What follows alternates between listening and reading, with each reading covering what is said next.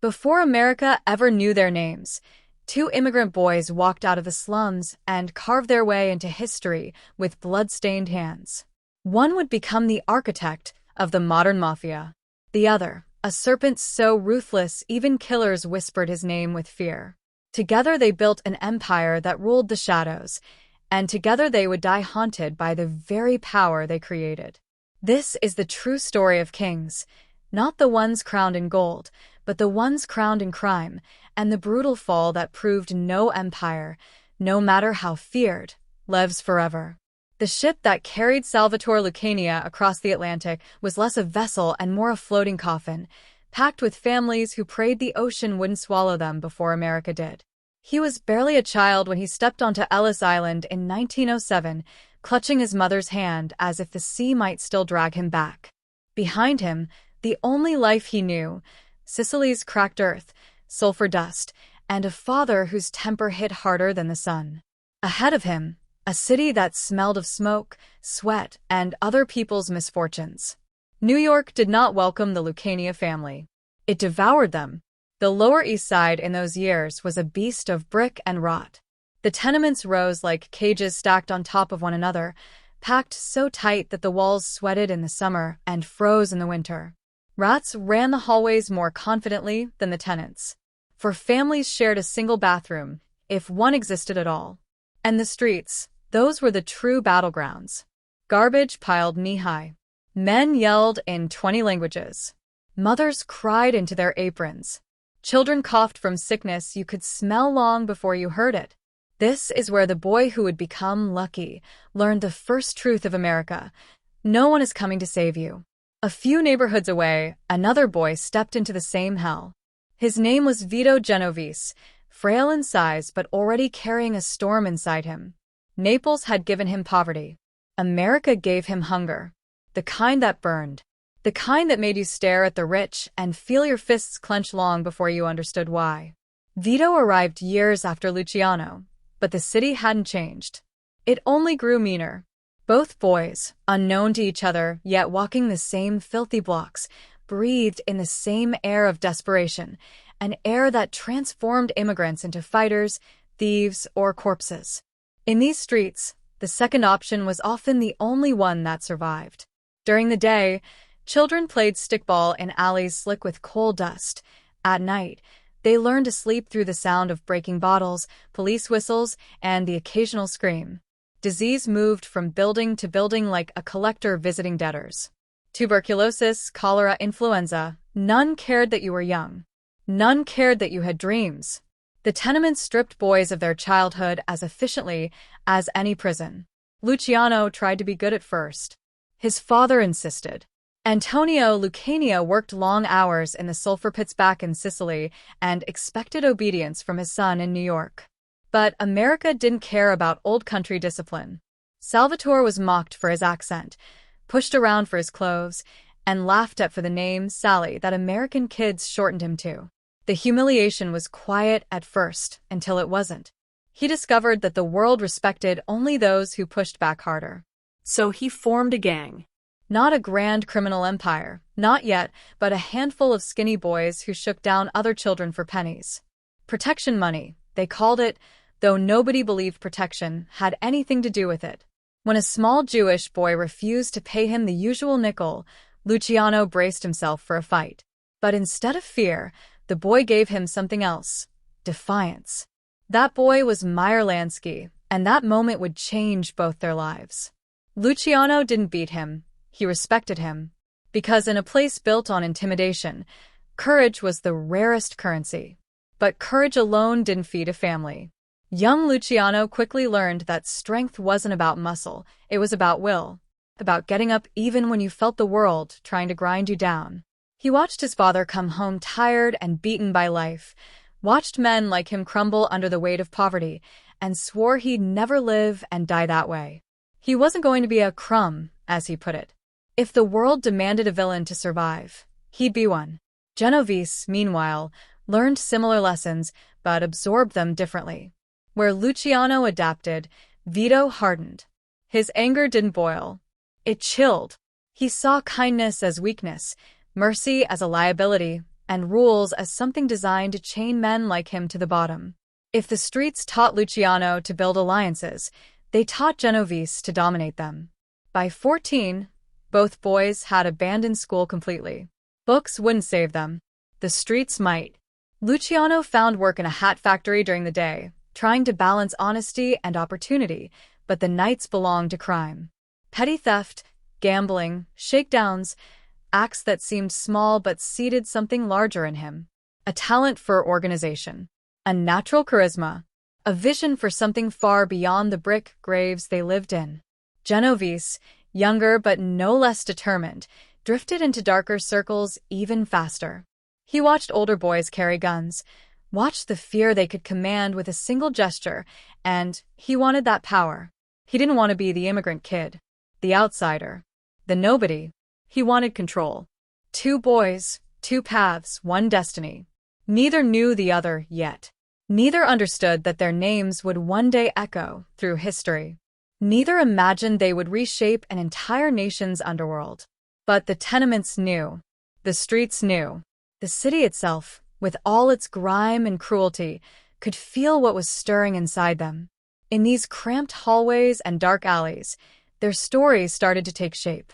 Not in comfort, not in safety, but in struggle, raw, ruthless, and unforgiving. Luciano learned the truth that would carry him through life. The world does not protect the weak. Genovese embraced an even harsher creed. Power belongs to those willing to take it by force. And so, in the soot-choked heart of New York's immigrant slums, two boys unknowingly marched toward the same throne. Toward an empire built not on land or laws, but on loyalty, violence, and fear. This is where the myth begins, in the dirt, disease, and desperation of a world designed to crush men like them. Instead, it forged them.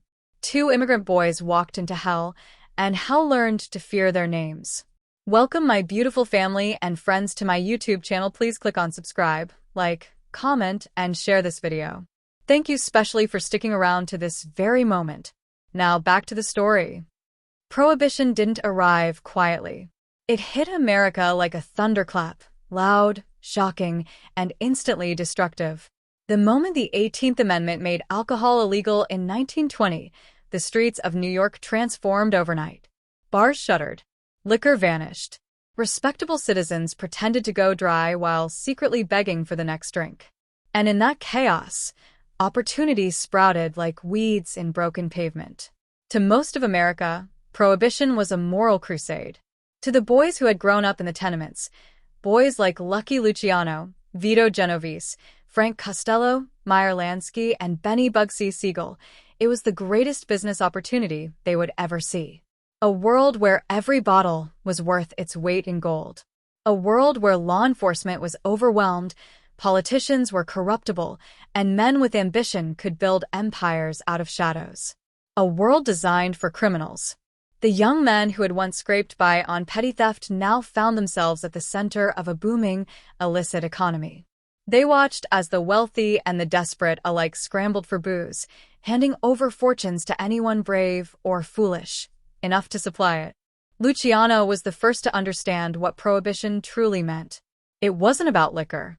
It was about power.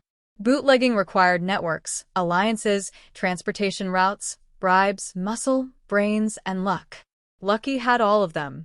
He joined forces with Lansky, the quiet genius who could turn numbers into weapons, and Siegel, the hot-headed enforcer whose trigger finger was faster than his temper. Together, they began building a distribution chain that ran from Canada to Manhattan's speakeasies. Every handshake was a deal.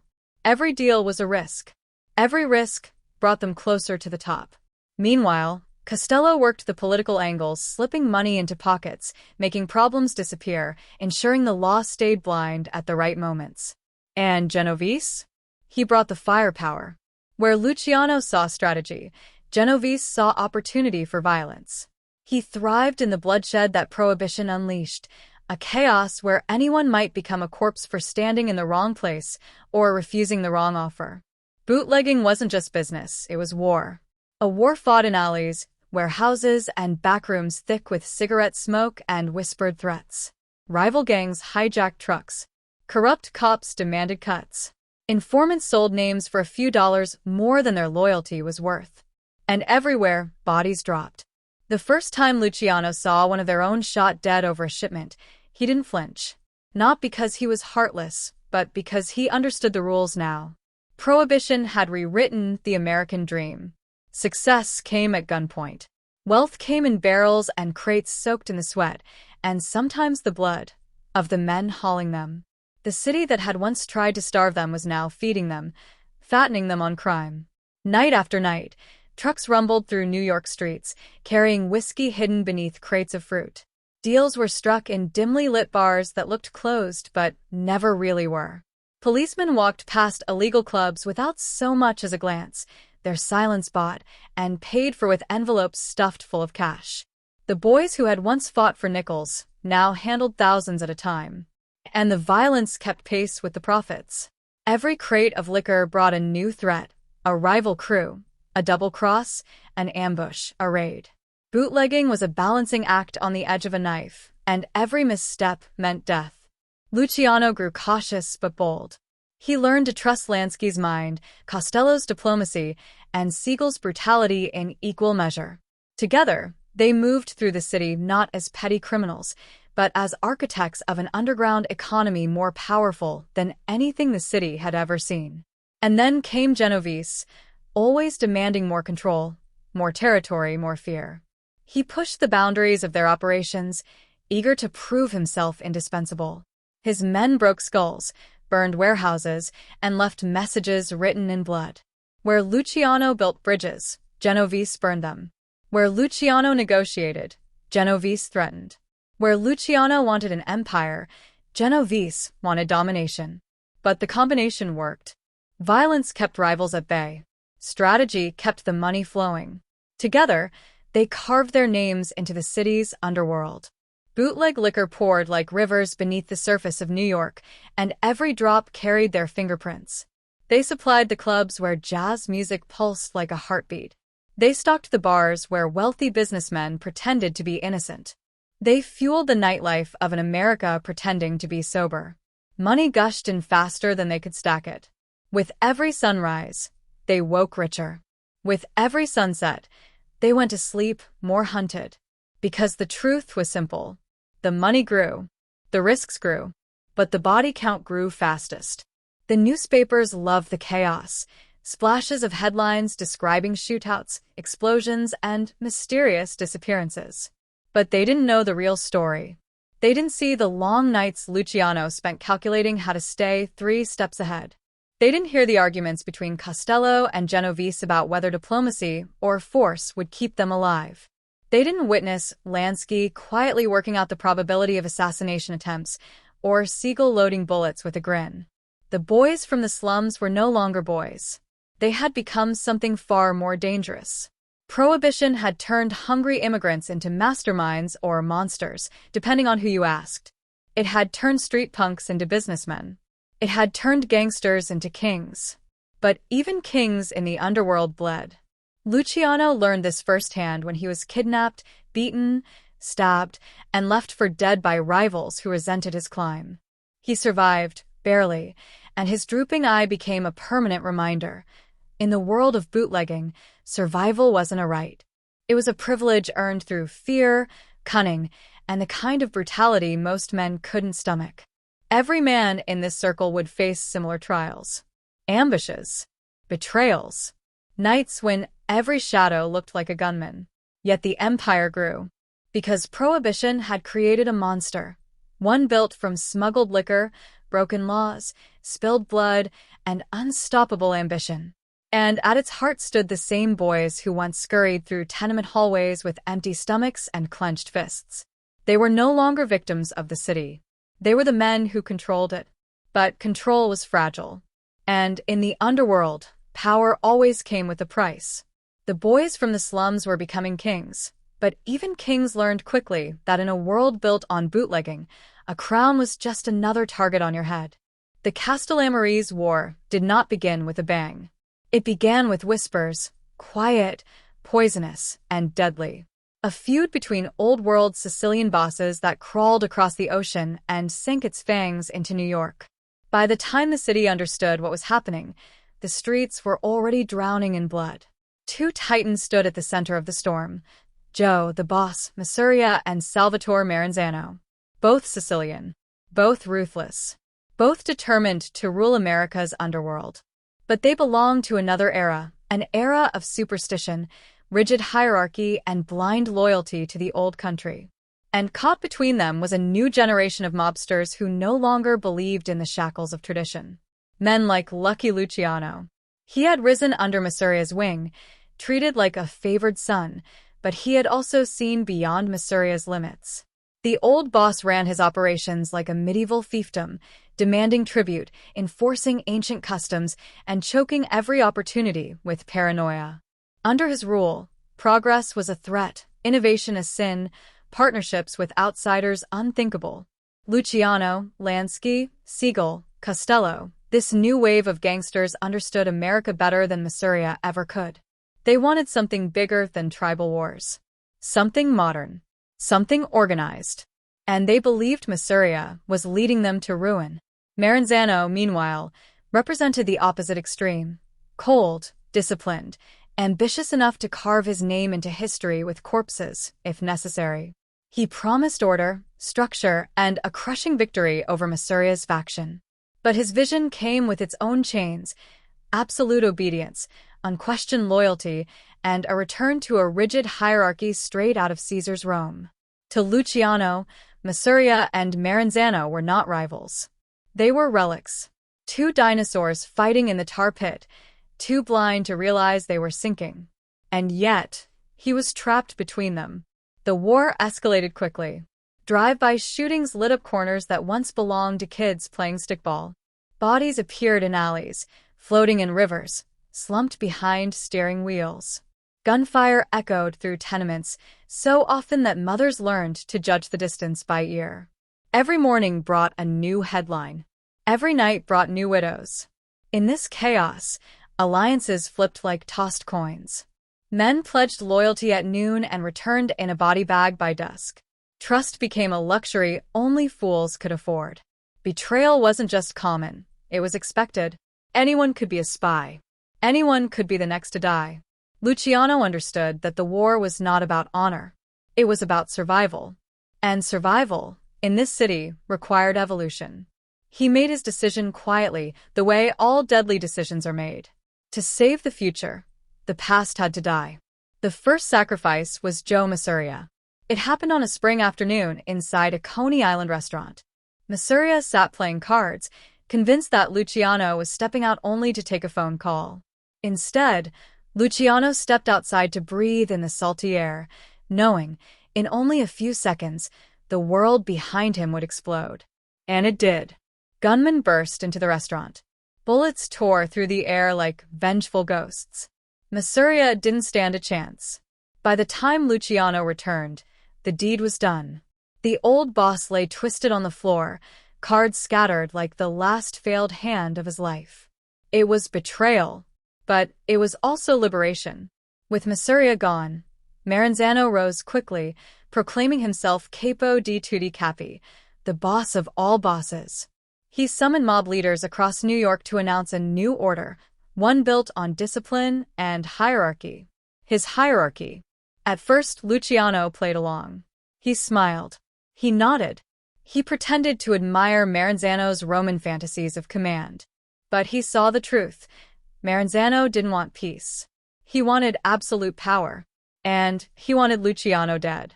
Within weeks, Maranzano hired a team of hitmen, Irish assassins, not Italians, to avoid suspicion, to eliminate Luciano and his closest allies. But word reached Lucky before the knives could.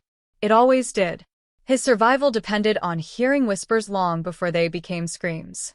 Luciano ordered a counterstrike. Not tomorrow. Not next week. Now. His assassins walked into Maranzano's office disguised as tax agents, suits, glasses, briefcases.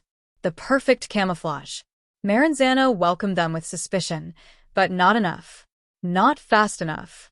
The knives came first. The bullets followed.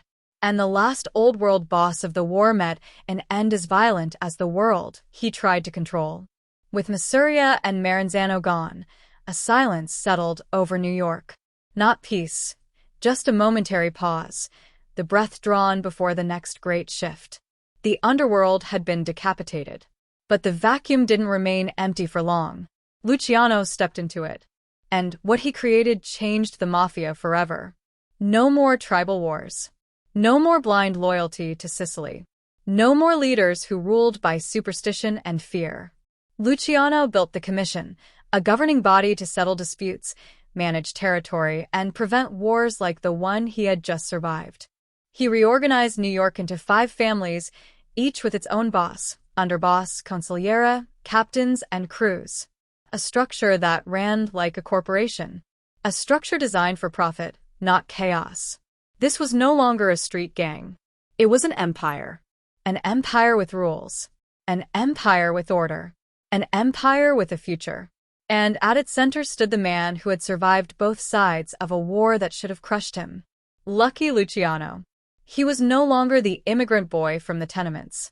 No longer the kid shaking down schoolchildren for nickels. No longer the young gangster caught between old-world bosses. He was the architect of modern organized crime. The mind behind the machine. The man who had transformed bloodshed into structure, and structure into power. The Castellammarese War had torn New York apart. But from the ruins rose a new underworld, carefully stitched together by the one man willing to sacrifice everything, loyalty, friendship, history, to build it.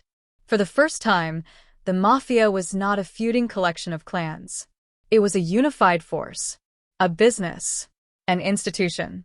For the first time, it was an empire. And Luciano sat on its throne. For years, Lucky Luciano walked through New York like a man born under a charmed star.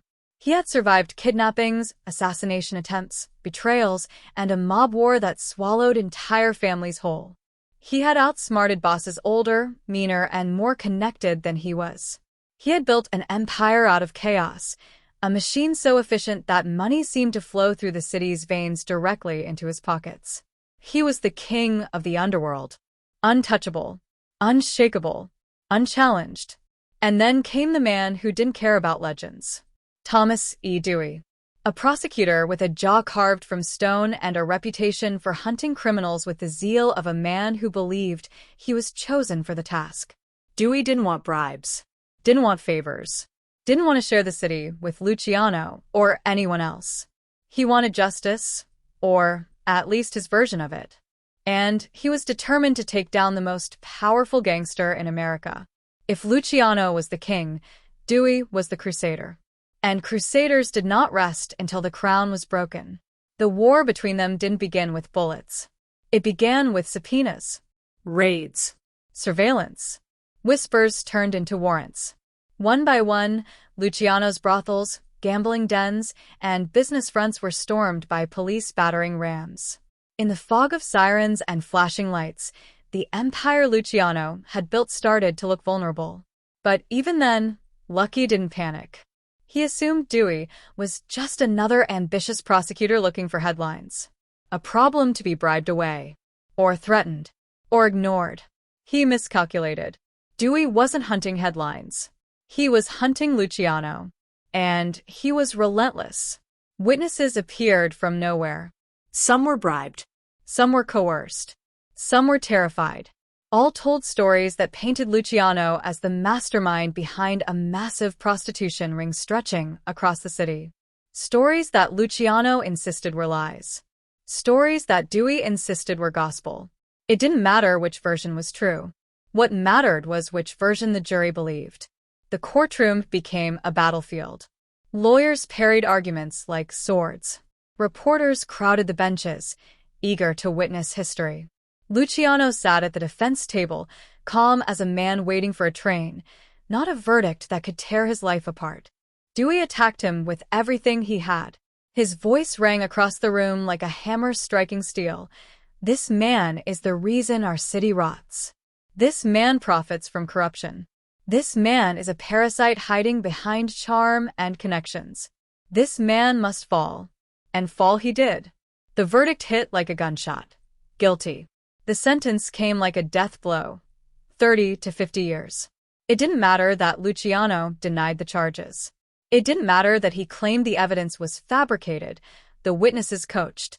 It didn't matter that many within the shadows believed Dewey's presentation had more theater than truth. What mattered was that the king was caged. The empire trembled. Newspapers exploded with celebration. The public cheered. Politicians applauded Dewey for his triumph over organized crime. And inside the cold stone walls of Clinton Correctional Facility, Luciano stared out at the gray sky and realized the truth. Power meant nothing if you couldn't walk the streets to wield it. For the first time in his life, he felt the chains, not of poverty, not of loyalty, but of the American justice system. The same system he had danced around for years finally had him by the throat. But destiny, as always, had a strange affection for lucky Luciano. The world changed. War erupted. And suddenly, the United States found itself facing a new enemy across the ocean, and strange new threats on its own shores. German submarines lurked off the East Coast, sinking American supply ships.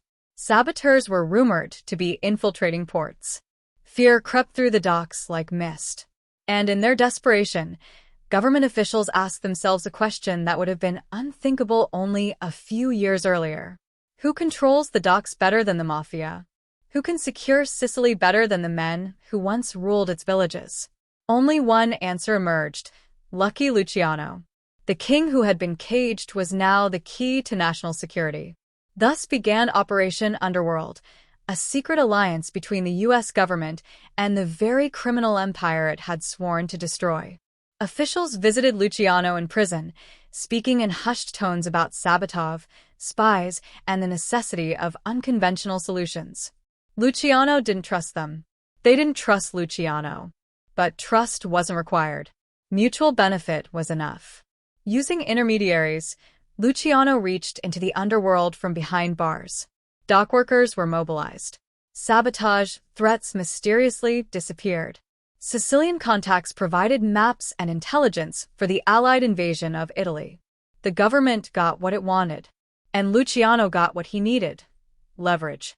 In 1946, the favor was repaid. Luciano was released from prison early, his sentence commuted by the governor. But freedom came with a knife hidden inside it. Luciano walked out of prison not as a returning king, but as an exile. He was escorted to a ship and ordered to leave the United States forever. No appeals. No second chances. No return. As the ship pulled away from the American coast, Luciano stood alone on the deck, gripping the railing, staring at the skyline he once ruled. The lights of New York glittered like jewels, distant, beautiful, unreachable. He had risen from the slums to command an empire. He had survived wars, betrayals, and courtroom crucifixions. He had outwitted rivals and reshaped the entire Mafia. But now he was a king without a kingdom, a ruler without a throne, a legend forced into the shadows by the very nation that had once needed his power. The king had fallen, and this time he couldn't fight his way back. When lucky Luciano stepped off the ship in 1946, the salt air of Naples tasted like defeat. Italy was his birthplace, yes, but not his home. Not anymore. New York had been his kingdom, his battlefield, his playground. Forced exile felt like a slow, deliberate burial. But kings, true kings, don't die quietly. They adapt. They move. They find new territory. And for Luciano, that territory was Havana. Cuba in the late 1940s was a paradise on the surface, a postcard of palm trees, ocean breezes, and music drifting through the night. But beneath the sunshine, beneath the charm, Havana pulsed with something far more electric: money. Rivers of it, gushing through casinos, nightclubs, opulent hotels, and the pockets of politicians who were more than happy to take bribes from American mobsters. If New York was the old kingdom, Havana was the new frontier. Luciano arrived quietly, slipping into the island like a shadow. He took a suite overlooking the sea, the balcony doors always open, the tropical heat wrapping around him like a second skin. At night, he could hear the city buzzing, dice clattering, champagne pouring, dancers laughing, gunmen whispering in corners. Here, he was supposed to be invisible. Here, he intended to become powerful again. And the Mafia came to him. One by one, the bosses arrived: Frank Costello, Meyer Lansky, the Chicago outfit, representatives from Cleveland, Detroit, and more. They traveled not to New York, not to Chicago, but to Havana. The island became the new heart of the American underworld, and Luciano, banished, exiled, stripped of his throne, sat at the center of it all once again. The infamous Havana Conference brought them together. Not in smoky backrooms or abandoned warehouses, but in luxury hotel suites filled with marble floors and tropical fruit. They stood beneath palm trees instead of street lamps, their meetings interrupted not by sirens, but by the rhythm of Cuban music drifting from balconies. The conversations were bold: control of narcotics routes, casino interests, union influence, territory disputes, the future of the commission. Every word, every agreement, every handshake reinforced one truth. Though he no longer stepped foot on American soil, lucky Luciano still mattered. But paradise has a price. And every paradise hosts its demons. Even in Havana, Luciano felt danger stalking him, not from the Mafia, but from assassins sent by old enemies, informants desperate to earn favor with the Americans, and Cuban officials eager to cash in on extortion. He trusted few people, slept lightly, kept a gun within reach at every moment. He was a king, yes, but one who carried a target on his back big enough to shadow the entire island. And then came the Americans. Washington had not forgotten Luciano. They had not forgiven him. Worse, they feared him.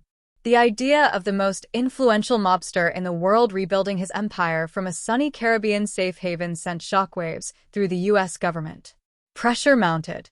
Money changed hands. Diplomats whispered. Threats tightened like a noose. The message to Cuba was clear: get him out. Now. And Cuba obeyed. One night, without warning, uniformed officers arrived at Luciano's hotel. No violence.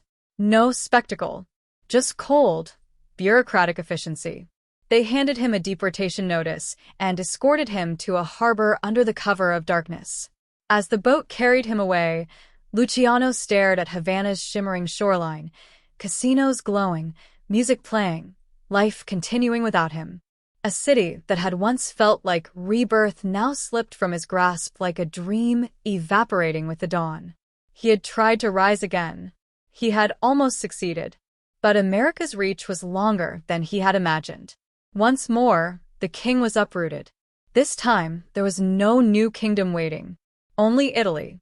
He returned to Naples, not as a conqueror, but as a ghost of his former self. Italian police watched him constantly. Neighbors whispered. Journalists followed him through narrow streets, snapping pictures of a man who seemed both legendary and strangely fragile. He settled into a small apartment overlooking the bay, far from the casinos of Havana, farther still from the skyscrapers of New York. The waves crashed against the shore day and night, a reminder of how far he had drifted from everything he once controlled. For a man who had built an empire from nothing, exile was the cruelest fate. Not death, not prison, but irrelevance. Still, he followed the American underworld like a man following the life of a child he would never see grow up. Newspapers arrived daily. Visitors came and went, messengers bearing updates, whispers, rumors. And what he saw troubled him deeply. The empire he had built, carefully structured, disciplined, organized like a corporation, had begun to crack. The younger generation was reckless, violent without strategy, hungry without patience. Alliances frayed, bosses clashed. Narcotics, once tightly managed, flooded the streets unchecked. The commission faltered. The families fought. Gunfire returned to neighborhoods he had once tamed. From across the ocean, Lucky watched everything he created drift toward chaos. Chain smoking at his window, he would stare toward the horizon, imagining the skyline of New York rising beyond it. In those moments, he wasn't the king of Havana or the architect of organized crime. He was simply Salvatore Lucania, a poor immigrant boy from the Lower East Side who had climbed too high to ever come down gently. Cuba had been his last chance to reclaim a throne. Exile was his reminder that kings, no matter how powerful, eventually lose their kingdoms. He had built an empire out of shadows. Now he watched those shadows grow darker without him. While lucky Luciano drifted across the ocean in forced exile, fading like a ghost into the backstreets of Naples, a different kind of power was rising in America. Dark, hungry, coiled like a serpent ready to strike. His name was Vito Genovese. If Luciano was the architect of modern organized crime, Genovese was its shadow. Cold where Lucky was charismatic. Brutal where Lucky was strategic. Unpredictable where Lucky was controlled. In the underworld, people respected Luciano, but they feared Genovese. They whispered his name the way sailors whisper the name of a storm. Quietly, carefully, with eyes searching the horizon. While Luciano's influence weakened across the Atlantic, Genovese surged into the gap like a tidal wave. He didn't want balance. He didn't want order. He didn't want the commission's polite rules or structured leadership. He wanted everything. Genovese had the kind of ambition that didn't just burn, it poisoned. Slowly, quietly, patiently. And America, in the post-war years, was the perfect hunting ground. Frank Costello, Luciano's loyal friend and the man effectively running the family in Lucky's absence, ruled with diplomacy, restraint, and political finesse. Politicians, judges, police commissioners, Costello shook hands with all of them. He didn't need bullets to maintain his power. Genovese despised him for it. To Genovese, Costello wasn't a leader. He was a placeholder. A caretaker sitting on the throne that Genovese believed belonged to him by destiny, by blood, by force of will. And so, the serpent moved in the dark. He formed alliances quietly, building his own circle of loyal men. He whispered promises of power to soldiers dissatisfied with Costello's gentle touch. He studied every weakness, every potential crack in the family's armor. He watched, waited, and planned. Then he struck. One night, as Costello returned to his apartment, a gunman stepped out of the shadows. A flash. A bang. The bullet grazed Costello's head, missing his brain by inches. He survived, but the message was unmistakable. Genovese had made his move. Costello, shaken and older than he liked to admit, realized the truth. The family he had led for years was no longer his. The men respected him, but they feared Genovese more. And in the Mafia, fear was stronger than admiration. Costello stepped down. And just like that, Vito Genovese seized control. No war. No vote. Just a single bullet and a city that understood what it meant. Genovese stood at the head of the most powerful mafia family in America. And he wasn't satisfied. He wanted to do what Luciano had refused to do. Declare himself the boss of bosses, the supreme ruler of the entire American underworld. Old-school arrogance with new-school brutality. Most mobsters saw the danger immediately. A single ruler meant instability. Instability meant war. War meant death. But Genovese didn't care. He believed he was untouchable. He didn't see that his ambition was poison, and that someone, perhaps even Luciano himself, was preparing the antidote. The trap unfolded not with violence, but with subtlety. Quiet meetings. Soft conversations. A few well-placed whispers. Genovese's enemies knew he had one weakness. He desperately wanted a legitimate legacy, something bigger than the underworld itself. So they fed him an opportunity. A narcotics empire. Genovese wasn't the type to refuse temptation. He dove into the drug trade with the same ruthlessness he brought to everything else. He didn't see the federal agents watching him. He didn't hear the whispers of informants he trusted.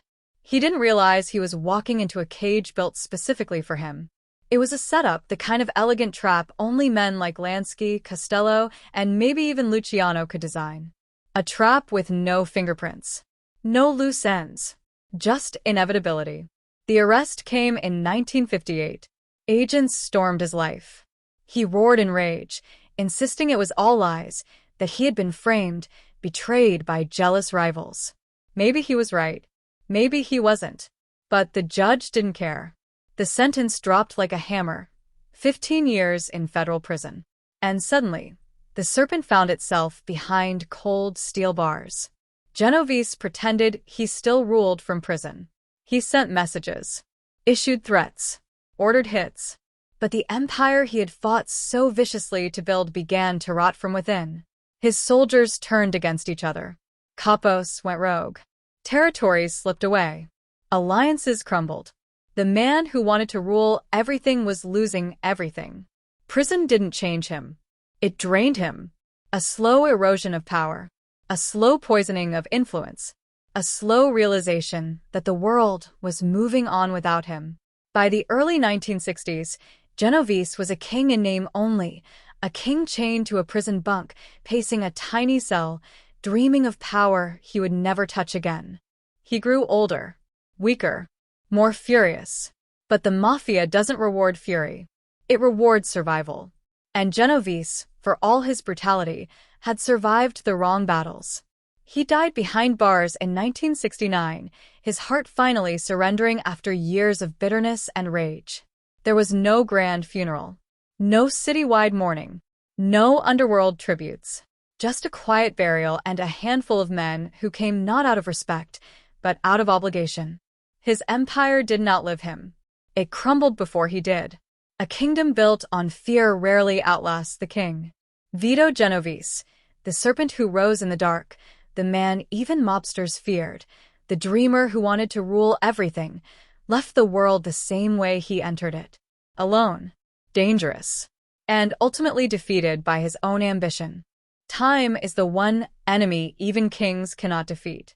In Naples, the city of his birth, lucky Luciano lived out his final years like a ghost wandering through a world that no longer recognized him. The narrow streets, the crumbling buildings, the smell of sea salt and old stone. None of it felt like home. Naples had given him life, but America had given him purpose. And now, exiled, he walked the waterfront like a man searching for a kingdom lost beneath the waves. Every morning, he watched the ocean crash against the shore, its restless rhythm echoing the life he once lived, violent, unpredictable, unstoppable.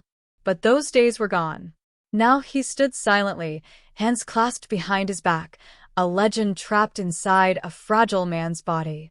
The people who recognized him whispered with equal parts fear and fascination. That's him, the man who built the American Mafia. But the truth was uglier. He was lonely. He had lost the love of his life, Gay Orlova, the beautiful showgirl whose death shattered something inside him. He had lost friends to betrayal, bullets, prison, and time. He had lost money to legal battles, bad luck, and the slow erosion of exile. The man who once controlled empires now struggled to control his own heartbeat. Luciano was no longer the king of anything. He was just Salvatore Lucania, an aging exile wandering through memories sharper than any knife. At night, the past visited him uninvited. He remembered the tenements of New York, the smell of sweat and smoke, the sound of laughter mixed with gunfire, the faces of men who died for him, beside him, because of him. And he remembered the choices, the betrayals that saved him, the alliances that made him, the blood that crowned him. For decades, he had shaped the underworld with his bare hands. He built the commission. He orchestrated order from chaos. He turned criminals into businessmen and crime into a corporation. But none of that mattered now. Power fades quickly when you no longer hold it. He lived modestly in a small apartment, eating simple meals, reading newspapers that discussed an underworld he no longer belonged to. Every so often, a journalist would track him down, hungry for stories. He gave them smiles, half-truths, and the myth they came looking for. Because in the end, myth was all he had left. But deep inside, the old king knew something he would never say aloud. He missed it. The streets, the noise, the thrill of danger, the intoxicating scent of power, the feeling of being someone. His power did not vanish all at once. It faded slowly, like a light bulb dimming before it goes dark. Calls stopped coming. Messages grew infrequent. Old allies forgot him. Old enemies died, and the empire he built began to change, fracture, and eventually rot. Yet even so, he walked with dignity. A king without a kingdom. A man without a country. A legend living on borrowed time. Then came the day everything ended. January 26, 1962. A cold morning at Naples International Airport. Luciano, wearing a neatly pressed coat and polished shoes, as if trying to look like the man he once was, walked across the terminal with quiet determination. He was meeting a filmmaker who wanted to immortalize his story, to turn his life into cinema. A chance to be remembered not as an exile, but as a king. He never made it to the meeting. Right there at the airport entrance, surrounded by strangers and swirling winter air, lucky Luciano's heart gave out. No gunshots. No ambush. No betrayal. Just the weight of years and the echo of a life lived too intensely for any man to survive forever. He collapsed onto the cold floor as the world blurred around him. The king who once ruled the shadows died in the open for the first time, truly seen. Words spread like wildfire. Within hours, crowds gathered. Within days, thousands came to his funeral. He had died alone, but he would not be buried alone. People traveled from across Italy, across Europe, and even across the Atlantic to say goodbye. Soldiers of the underworld, curious civilians, old friends, silent enemies, they all came to witness the final chapter of a legend. And a legend is what he became. His body went into the ground, but his myth, that rose higher than ever. Across the ocean, the empire he built began to crumble. The commission weakened. The families fractured. Informants flipped. Bosses were arrested, murdered, or exiled. Television, wiretaps, and federal task forces dragged the Mafia into the light, where its power withered. By the 1970s and 80s, the world Luciano created had begun to fall apart. The old rules dissolved. Respect vanished. Loyalty became optional. Greed took over. And the once mighty institution he built became a shadow of its former self. Vito Genovese, his fiercest rival, had died in prison, another king swallowed by the darkness he tried to command. His empire decayed long before his body did. His dreams of absolute power ended in a concrete cage. And yet, through all the ruin and all the downfall, one truth refused to die. Lucky Luciano and Vito Genovese shaped the American underworld more than any men before or after. They carved their kingdoms from violence. They ruled through fear, loyalty, and ambition. They turned crime into business and business into power. They became myths, dark, dangerous, unforgettable. They were kings. Kings forged in blood. Kings who ruled the shadows. Kings whose crowns were made of crime. Their thrones have crumbled. Their soldiers have disappeared. Their empires have turned to dust. But their stories? Their stories still echo. If power built on fear, blood, and ambition always collapses, what truly makes a king? Thank you for watching the story to the end. If you enjoyed this story, please make sure to leave a like, subscribe, and share this video. Click on the screen to watch the next one.